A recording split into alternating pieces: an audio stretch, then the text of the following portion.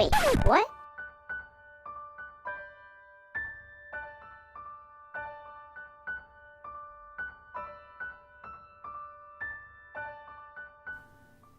Hey folks, Nomad here. Hope you guys have enjoyed the first two series here. First two episodes of this series. We're on to the third one now. And this particular one is a nice special one to me. It's actually, we're building another T flip-flop, this time by, been inspired by Mumbo Jumbo. And, Kirok wanted me to mention that this particular series is actually being recorded in an amplified world, whatever the that means. Anyways, so let's get started here on our new little contraption that we're going to be building here for you guys. Place a few boxes over here, show you guys actually how this really cool, intricate new one is actually really cool. I really enjoy this one. So yeah, I decided I want to build a little bit, lengthy, a longer one. So I'm just going to put up a small little hopper over here. Probably put it on this side over here. So let's see if we can figure this out. So on this particular side, as I'm building it, you see that the block here, this little cement fucking square blocks, on top of the brown, other boxes. It's important to understand that the first one's got a little hole in it. There's a reason for that, folks. I'll explain why in a second.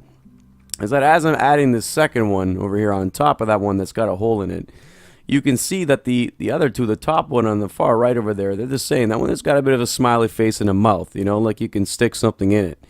And what I'm going to do now is, in place of that mouth, what I'm going to do is I'm going to probably add another tool here.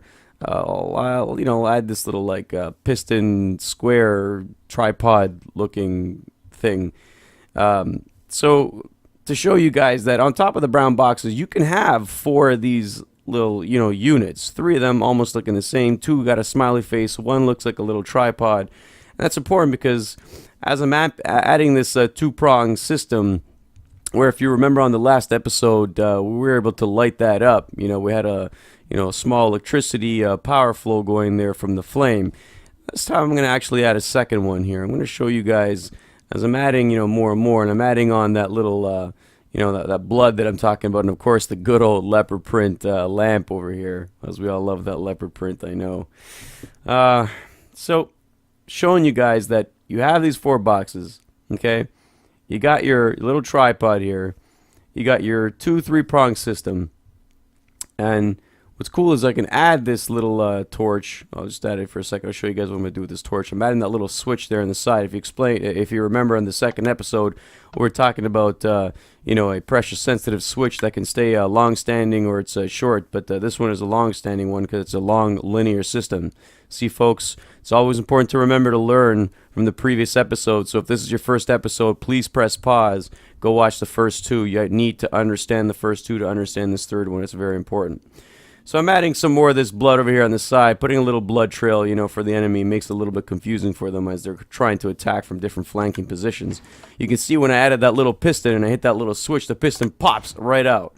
And that's important, folks, because as the light comes on, it lights up that little blood trail, and it actually can confuse the enemy. I decided I want to make this a little bit longer, add the blood trail a little bit here, a little bit longer, and probably make it a little more confusing for the enemy as well. So I'm hitting the switch, contraption shuts down, opens, turns the light on when I turn it on, and you can see because of this linear system, it's important to understand that because all this stuff, folks, all of it combined together, the contraptions, all the boxes, the happy faces, the tripod, the 2-prong system, the switch, the leopard print, oh god, that leopard print, it's important because as the enemy approaches, they'll get confused because they don't understand what that little switch is. When they press that switch, it's like an IED. It just blows up. So unless they have like a dog sniffing IED dog, they're gonna die. They're gonna blow up. They got no chance. They can't do anything about it. So as I'm pressing the switch, you can see it turns on. You can see how deadly, amazingly deadly, how that little tripod initiates the actual electric combustion inside these 2 3-prong system, causing it to make that light and that. And this system on the side. I decided to remove that on the side right here because I wanted to show you guys how it would look like with it or without. We could have it with or without. It doesn't really matter. Right now, I actually prefer it without it.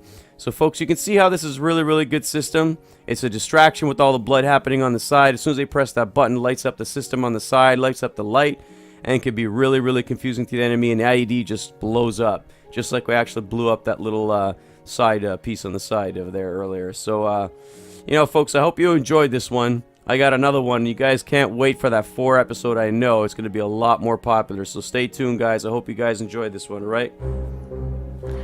Huh. This is crazy. You know, I got a feeling that, hey guys, that they grabbed that sound from either B00 or Generic B when they were doing their mob stuff, you know, like, yeah, see, I got a feeling that the guys at Mojang sampled a clip of that sound and threw it in there for the heck of it. Anyways, I'm going to keep